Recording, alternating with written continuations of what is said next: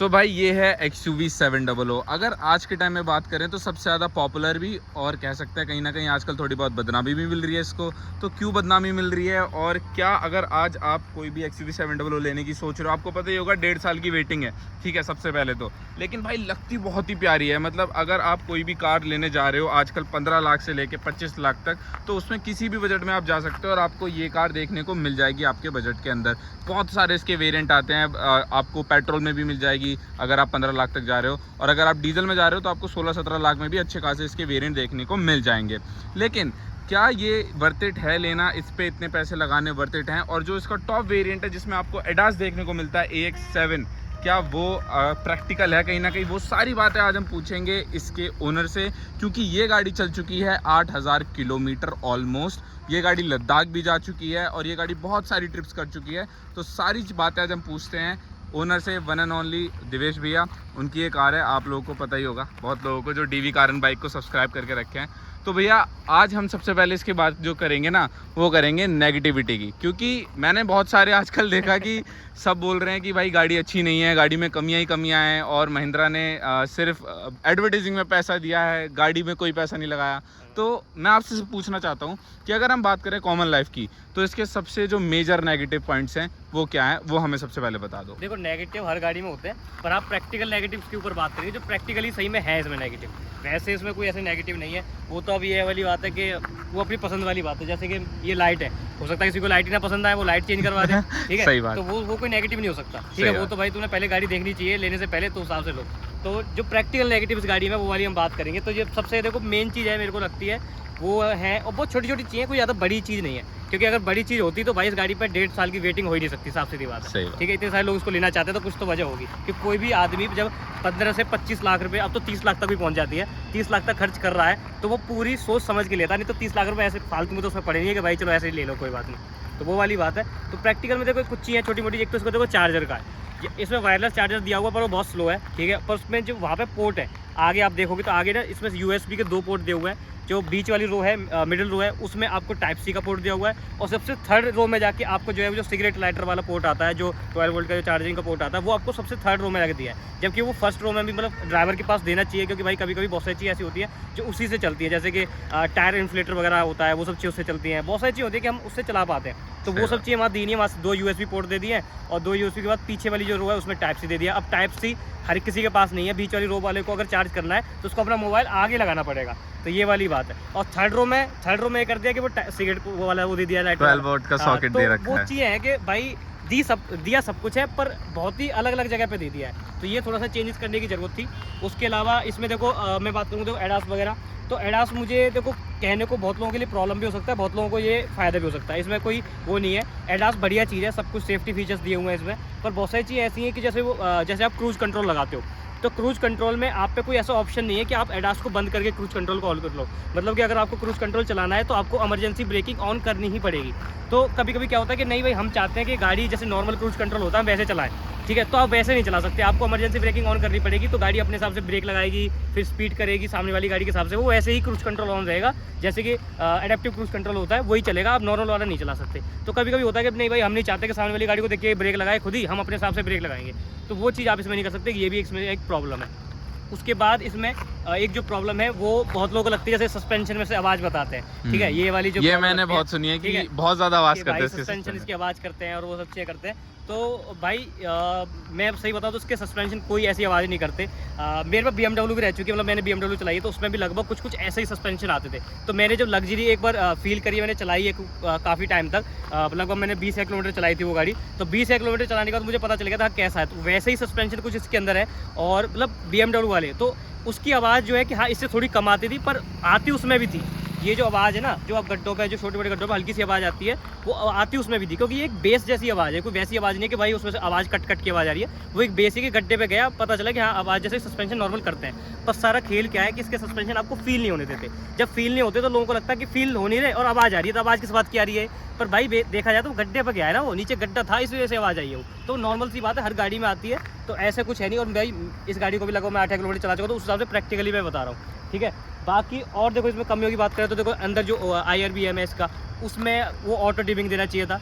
और इस गर्मी में सबसे मेन चीज, इस गर्मी में इसमें वेंटिलेटेड सीट होने ही चाहिए थे भाई। सफारी याद आ गई आपको? सफारी भाई पीछे वाली सीट पे भी देती है वो, ठीक है, तो आगे वाली में तो कम से कम दे दो भाई। बहुत ही ऐसी गर्म हो जाती है, लेदर सीट है ना, पूरी घमौरिया हो जाती है पीठ पे, ठीक है। तो गर्मी में इसमें वेंटिलेटेड सीट होनी चाहिए। ये एक बहुत बड़ी वो है कि भाई 30 लाख की गाड़ी, मेरा टॉप मॉडल है, ऑल व्हील ड्राइव है, उसमें भी आपने कोई ऑप्शन नहीं दिया। तो ये थोड़ी सी चीज़ें मेरे को लगती है कि ये उनको चेंज करने की जरूरत है।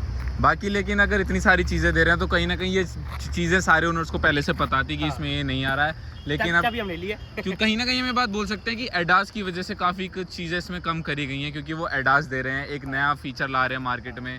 तो वो भी एक बढ़िया है कि आपकी गाड़ी को एक थोड़ा सा फ्यूचरिस्टिक लुक वो बनाता है, लोगों से थोड़ा अलग हटके बनाता है। और ऐसी बात नहीं, इंस्टाग्राम पे लोगों ने रील की भरमार कर रखी कि हैंडल खुद ही चल रहा है और वो सब चीज़ें। हाईवेज पे तो बहुत बेटर वर्क करता है, ये तो है। मैंने ऐसी बात नहीं कि मैं यूज़ नहीं करता, मैंने एडास हाईवे पे मैं यूज़ करता हूँ। जैसे हम कहीं हाईवे पे लंबी ट्रिप पे चल रहे हैं और तुम चाहते हो थोड़ी देर के लिए गाड़ी कंट्रोल करें, ऐसी बात नहीं गाड़ी को छोड़ दो, गाड़ी पे हाथ रहता है, पर तुम रहता है कि मेरा इतना भी ध्यान नहीं, मतलब मैं आधे फोकस में गाड़ी चला सकूँ। एक वो वाली चीज़ होती है ना कि मुझे थोड़ी देर तक चलानी, क्योंकि मैं कुछ खा रहा हूँ या कुछ गाड़ी में कुछ कर रहा हूँ साथ में, ठीक है, तो उस टाइम पे थोड़ा सा आप यूज़ कर सकते हो, तो उस टाइम पे मुझे बढ़िया लगता है। बाकी मतलब गाड़ी आपको एक एक्स्ट्रा वो देती है कंफर्ट, कि एक हेल्प कर रही है कि खुद ही वो चल रही है, कहीं ठुकेगी नहीं। आपको ये भरोसा होता है कि अगर मेरा ध्यान भटक भी गया तो गाड़ी ठुकेगी नहीं, गाड़ी सही चलेगी। तो ये उस चीज़ में भाई एडास काम करता है। और मतलब मैंने बहुत जैसे लॉन्ग ट्रिप करी है तो मैंने उसमें यूज़ भी करा है। बस ये है कि बार बार उसको जाके ऑन करना पड़ता है, इमरजेंसी ब्रेकिंग ऑन करनी पड़ती है और वो सब चीज़ें, क्योंकि सिटी में इमरजेंसी ब्रेकिंग में ऑफ करके रखता हूँ, वो ऑटोमेटिकली मुझे पसंद नहीं है। तो हाईवे पे काम करता है, हाईवे पे बढ़िया काम करता है ना। ये तो था हमारा नेगेटिव से रिलेटेड क्वेश्चन। सेकंड सबसे इसका जो फेवरेट क्वेश्चन आता है किसी भी कार को अगर हम लेने आते हैं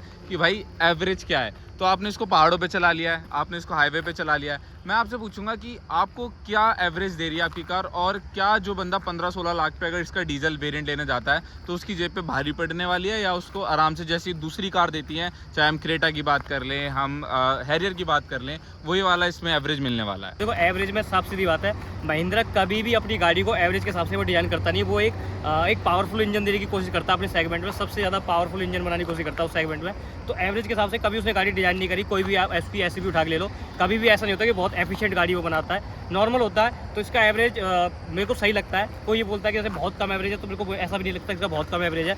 मैंने इस गाड़ी से इसका जो वो दिखाता है, डिजिटल कंसोल दिखाता है, उस पर 16-17 तक का एवरेज भी मैंने देखा है। हाईवे पे मैंने 17 तक का एवरेज भी निकाला है, और पहाड़ों पे मिनिमम जो मैंने देखा है वो 7-8 का देखा है। इससे नीचे उसका कभी नहीं आता, क्योंकि पहाड़ों पे तो लद्दाख भी गए तो वहाँ तो स्पीड ही बिल्कुल खत्म हो जाती है, बहुत धीरे धीरे चलते हैं, चढ़ाई होती है, ऑल व्हील ड्राइव इंगेज होता है। और ये गाड़ी ऑल व्हील ड्राइव है, उसके बाद ये जो मैं एवरेज बता रहा हूँ, नॉर्मल जो टू व्हील ड्राइव गाड़ी होगी, जो फ्रंट व्हील ड्राइव जो कि सबसे ज़्यादा बिकेगी, उसका एवरेज इससे 1-2 किलोमीटर जो है ऊपर ही होगा, 1-2, क्योंकि ये इसकी जो पॉइंट्स तो है उसके हिसाब से नीचे है, क्योंकि ऑल व्हील ड्राइव है। बाकी हाईवे में देखो, अगर प्रैक्टिकल की उसकी बात करें तो ये 12-13 का एवरेज बड़े आराम से देती है, कोई टेंशन नहीं है। और बहुत सारे लोग जो है मैंने देखा है यूट्यूब पे, बहुत सारे लोग हैं जिनके पास मैनुअल गाड़ी है, जैसे ऑटोमेटिक है तो मैनुअल गाड़ी, तो वो तो अच्छा खासा 14-15 का एवरेज भी इससे निकाल रहे हैं, जो प्रैक्टिकल है। एग्जैक्टली, ये मैंने भी देखा कि हाँ 14-15 उससे निकाल पा रहे हैं। तो भाई कहीं ना कहीं तुम्हारी ड्राइविंग स्टाइल पे बहुत ज़्यादा डिपेंड करता है, तुम कैसे चलाते हो। भाई इस गाड़ी में पावर भर भर के दी, अब तुम पंजा दबा दोगे पूरा कि भाई ऐसे स्किड मारते हुए जाए, तो फिर तुम एवरेज क्या एक्सपेक्ट करोगे? उसे नहीं कर सकते। एक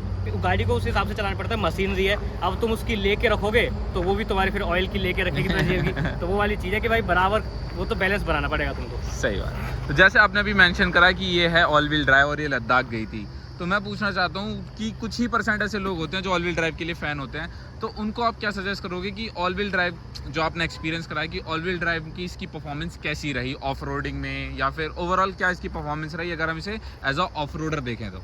देखो जहाँ तक जो भी चीज़ हमने करी है ना, वो सारी की सारी टू व्हील ड्राइव गाड़ी भी कर सकती थी, पर हाँ बहुत जगह पे मैंने देखा इसका all wheel drive automatically engage हो जाता था, पीछे वाले टायर में देखता था वो काम कर रहे हैं, तो मुझे अच्छा लगता था कि हाँ चलो मेरी गाड़ी एक थोड़ा सा हल्का सा ऊपर है, 4x4 तो नहीं है, पर 4x4 और एक टू व्हील ड्राइव के जो फ्रंट व्हील ड्राइव है उसके बीच में कहीं आती है, तो उस हिसाब से मेरे को अच्छा लगेगा, हाँ चलो काम कर रही है। पर सबसे नेगेटिव पॉइंट क्या है, ये ऑल व्हील ड्राइव तो है, मतलब एक थोड़ा बहुत ऑफ रोडिंग कर सकते हैं, पर मेन चीज़ इसके टायर दिए हाईवे टेरेन टायर, तो उसकी वजह से क्या होता है, इसकी ये जो टायर है वो स्किड कर जाते हैं बहुत जगहों पे, तो इसमें हमें ऑल टेरेन टायर डलवाने की हम सोच रहे हैं। पर सारा खेल क्या है कि इसके जो फेंडर लाइनिंग है ना वो बहुत कम है, तो उसमें ऑल टेरेन टायर मैंने बहुत जगह सर्च किया, वो इस साइज़ के मिल नहीं रहे, इसमें 235/60 आते हैं, और वो उसके अंदर ऑल टेरेन टायर आते ही नहीं है। चाइनीज़ कंपनियाँ कुछ देती हैं तो वो मुझे लगवाना नहीं है, बाकी जैसे हमने अपने इको स्पोर्ट में योकोहामा लगवाया था, तो वो सब चीज़ें इसमें मिल नहीं रही हैं। तो अभी इससे ऊपर का साइज़ करेंगे तो वो इसमें दिक्कत कर रहा है, तो बाकी इसके ऊपर पूरा जुगाड़ देख रहे हैं कि हम क्या कर सकते हैं, किसका रिम साइज़ छोटा करें, 17 करें, क्या करें। तो 18 रिम साइज़ में वो वाले टायर हमें मिल नहीं रहे हैं, तो थोड़ा सा देखते हैं उस हिसाब से, अगर वो और ऑल टेरेन टायर्स में डल जाए तो ये गाड़ी मतलब मज़ा आ जाएगा। पूरा ऑफ रोडिंग में लेने का पूरा मजा आ जाए। नहीं तो Exactly. वैसे मैं कहूँगा अगर आपको टायर वायर चेंज नहीं कराने तो फिर ऑल व्हील ड्राइव ना भी लो तो भी कोई फर्क नहीं पड़ेगा, क्योंकि 2 व्हील ड्राइव भी वही काम करेगी। एग्जैक्टली वो 2 व्हील ड्राइव उतना काम कर लेती है। तो ओवरऑल अगर हम बात करें इसके आफ्टर सेल्स एक्सपीरियंस पे काफ़ी ज़्यादा क्वेश्चन उठते हैं महिंद्रा के, तो क्या अब तक आपको कोई भी ऐसा सिनेरियो हुआ, क्योंकि अभी आपकी 8000 चली है, आपकी मेजर सर्विस हुई नहीं होगी, फर्स्ट सर्विस हुई है, तो कोई भी आपका ऐसा इंसिडेंट हुआ कि जहाँ पर आपको आफ्टर सेल सर्विस की ज़रूरत पड़ी हो, और कैसा रिस्पॉन्स था महिंद्रा की तरफ से? देखो भाई मेरे पास महिंद्रा की XUV 300 भी है, महिंद्रा की थार भी है, और महिंद्रा की अब XUV 700 भी हो गई, तो 3 गाड़ी है महिंद्रा की। तो मेरे को कोई दिक्कत नहीं हुई। 300 में थोड़ी सी अब शुरुआत में दिक्कत आई थी, गियर वाली में गए थे, उन्होंने एकदम से करके दी थी। ऐसे ही थार में दिक्कत आई थी, तो थार उन्होंने पूरी की पूरी गाड़ी चेंज करके दी थी। 3 गाड़ी ली थी, 3 गाड़ियाँ चेंज करके दी थी। तो मुझे तो बहुत बढ़िया लगी भाई कि मैं गया, उस गाड़ी में दिक्कत थी, उन्होंने चेक करी, सुबह से शाम लग गई उनको चेक करने में, पर उन्होंने कहा कि भाई ठीक है कोई बात नहीं, दिक्कत है। जबकि मैं घर ले गया था उसको पूरा, एक दिन बाद अगले दिन लेके आया था मैं 80 किलोमीटर चला के करवाने के बाद, 80-90 किलोमीटर चलाने के बाद फिर मैंने दोबारा दी, उन्होंने वो चेंज करके दी, दूसरी गाड़ी दी मेरे को। तो ये चीज़ है भाई, मुझे तो अच्छी लगी, मेरे लिए तो बहुत बढ़िया है। मेरे को ये नहीं कोई बोल सकता कि आफ्टर सेल सर्विस बेकार है कुछ है, मेरे को बढ़िया लगी। हाँ ये है कि भाई मैं फोर्ड में भी रहा हूँ, तो फोर्ड से वैसे कंपेयर करें, एक इन्वायरमेंट होता है ना, वो इन्वायरमेंट आप एक्सपेक्ट नहीं कर सकते। पर यह है कि हाँ ठीक है, काम सही करते हैं, पर यह है कि इनके पास गाड़ियाँ बहुत ज़्यादा आती हैं, क्योंकि कॉमर्शियल व्हीकल भी आते हैं इनके पास। तो वहाँ थोड़ा सा इनको डिफरेंशिएट करना चाहिए कि कॉमर्शियल व्हीकल का अलग रखें और इसका पूरा अलग कर दें सेगमेंट। तो वहाँ थोड़ा सा रहता है कि जैसे वॉशिंग वगैरह पर बहुत टाइम लगा लेते हैं लोग, तो वो सब चीज़ें, बाकी तो मुझे सब कुछ सही लगता है। टाइम टेकिंग होती है, बट यस ये भी डिपेंड करता है कि आपका जो पर्टिकुलर सर्विस सेंटर है वहाँ पे लोग कैसे काम करते हैं, उस पर बहुत ज़्यादा जो कंसर्न है गाड़ी के लिए वो पूरा क्लियर हो जाता है, उसमें कोई टेंशन नहीं। एग्जैक्टली। तो अब आते हैं इसके एक और इम्पॉर्टेंट क्वेश्चन पे कि अगर कोई आज लेने जाता है XUV 700, उसे 1 से 1.5 साल का वेट करना पड़ता है। तो एज अ ओनर के आपके पास XUV 700 और काफ़ी मतलब 2 महीने में आपने इसे ऑलमोस्ट 6000 किलोमीटर से ज़्यादा चला दिया है, तो आप क्या सजेस्ट करोगे कि अगर वो 1.5 साल या फिर 1 साल रुकता है, जो भी उसका रुकता है, तो क्या उसको लेना वर्थ इट है या नहीं? वो वैल्यू फॉर मनी प्रोडक्ट ले सकता है XUV 700 का या नहीं? और अगर ले सकता है तो कौन सा वेरिएंट उसके लिए ठीक रहेगा? इसका वैसे AX7 जो है वो भी एक पूरा वैल्यू फॉर मनी है।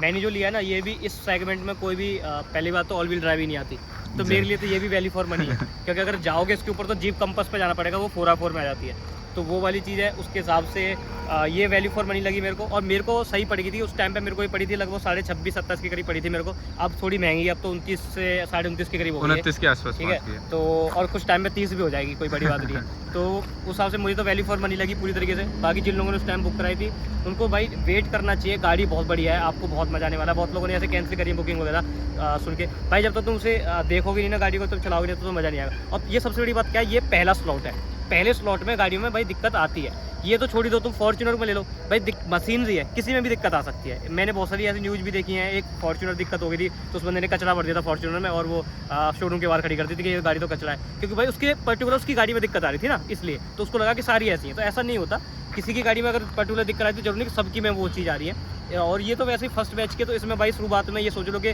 20-30% लोगों को दिक्कत आ भी सकती है, कोई बड़ी बात नहीं है। और बाकी सॉफ्टवेयर की बात रही तो देखो, सॉफ्टवेयर वाले इशू तो वो तो सॉल्व हो जाएंगे, वो कोई दिक्कत नहीं है। बाकी कोई भी इशू होगा वो महिंद्रा सॉल्व करके देगा भाई, उसकी दिक्कत है, ऐसी बात थोड़ी है। जो तो गाड़ी बेच रहा है तो वो तुम्हें क्या सही करके नहीं देगा, वो तो उसकी फिर बजरावी वाली बात हो जाएगी ना। थोड़े से पेशेंस रखने पड़ते हैं, जाकर अपनी कंसर्न बताओ तो वो रिस्पॉन्ड करते हैं। अब बात करते हैं इसके इंटीरियर की। जो आपने नेगेटिविटी में बताया कि आपको बहुत ज़्यादा प्रॉब्लम हुई क्योंकि सीट जो है वो वेंटिलेटेड नहीं है। अगर हम बात करें पोस्चर की, तो आप क्या कहना चाहोगे? और जो इसका वाइट कलर का, ऑलमोस्ट वाइट कलर का इंटीरियर है, ये नेगेटिव है तो उसके बारे में क्या बोलोगे कि कैसे मेंटेन कर सकते हैं, या ज़्यादा गंदा होता है, या क्या कैसे मेंटेन कर रहे हो? उस पर कॉलिंग का कपड़ा मार दो तो साफ हो जाता है वैसे। पर हाँ ये कि अगर वो ब्लैक होता तो ज़्यादा अच्छा होता मेरे हिसाब से, या कोई और कलर होता, थोड़ा डार्क कलर होता तो सही रहता। वाइट को थोड़ा मेंटेन करना इंडियन कंडीशंस में आपको पता है थोड़ा दिक्कत वाली बात होती है, तो वो सब चीज़ें तो थोड़ा सा चेंज करने मतलब लगता है कि चेंज करनी चाहिए थी इनको, ब्लैक देना चाहिए था, कुछ और देना चाहिए था। तो बस ठीक है, साफ़ हो जाता, कोई ऐसी बड़ी बात नहीं है। बाकी कंफर्टेबल है, सीट्स काफ़ी सही है, वाइड सीट्स हैं, बहुत ज़्यादा आपको जो थाई सपोर्ट वगैरह सब कुछ, शोल्डर रूम वगैरह सब कुछ बहुत बढ़िया मिलता है इस गाड़ी में। बहुत ज़्यादा जगह है, भर भर की जगह, आपको पूरा मज़ा आएगा। पीछे वाली सीट पर आराम से मस्त सो सकते हो, हम सोते हुए भी आए जब लद्दाख से आए थे। हमने नॉन स्टॉप इस गाड़ी को हमने नॉन स्टॉप 28 घंटे चलाया था। हाँ, ठीक है, तो मुझे लगता नहीं इस गाड़ी से जो हम करने वाले वो कोई और करेगा अभी। ठीक है, अभी तो देखते जाओ, अभी तो हम नॉन स्टॉप हो सकता है हम गोवा भी करें, क्योंकि हमने अपनी इको स्पोर्ट से किया था। और वो तो मैनुअल थी, और ये गाड़ी तो बहुत पावरफुल है और ऑटोमेटिक है। और सबसे बड़ी बात, इसके अंदर अडेप्टिव क्रूज कंट्रोल आता है, तो मस्त चलन दो भैया। ठीक है, इसे हमने लद्दाख से हम निकले थे सुबह, और सीधा अगले दोपहर सुबह 10-12 बजे से पहले मेरठ में इसी रोड पर लेकर आ गए थे। तो यहाँ पर ये गाड़ी आ चुकी थी। और लद्दाख का जो पूरा का पूरा एक्सपीरियंस है वो डिफरेंट वीडियो आएगी, उसमें सारी चीज़ें बताएंगे A to Z, उसमें सिर्फ लद्दाख से रिलेटेड इसकी डिटेल्स रहेंगी। और अभी तक के लिए अगर बात करें लगेज का, जैसे 7 सीटर है ये और पीछे स्पेस नहीं है, ये बात सबको पहले से पता है। तो आपको क्या लगता है कि अगर हम प्रैक्टिकल लाइफ की बात करें तो कितनी बार ऐसा हो, कितना सामान बेसिकली आप उसमें ले जा सकते हो, क्योंकि आप ट्रैवल करते हो आपको आइडिया होगा कि अगर 7 के 7 लोग जा रहे हैं तो क्या कर सकते हैं और कैसे सामान ले जा सकते हैं। 7 लोग जा रहे हैं तो दिक्कत है, 7 लोगों का लगेज नहीं आ सकता पीछे, और ये इसमें तो क्या फॉर्च्यूनर में भी नहीं आ सकता, या फिर बस मुझे लगता है इनोवा का शायद थोड़ा सा बूट स्पेस सही है, लेकिन उसमें भी नहीं आ सकता। 7 लोग भर के पूरा ले जाएंगे तो उसमें भी ज़्यादा नहीं आ पाएगा, क्योंकि भाई 7 सीटर में साफ सीधी बात है कि वो बूट स्पेस तो बचता ही नहीं है, बूट स्पेस को तो आप भूल ही जाओ। तो कोई भी 7 सीटर हो, सफारी हो, कोई भी हो, उसमें ये दिक्कत तो है।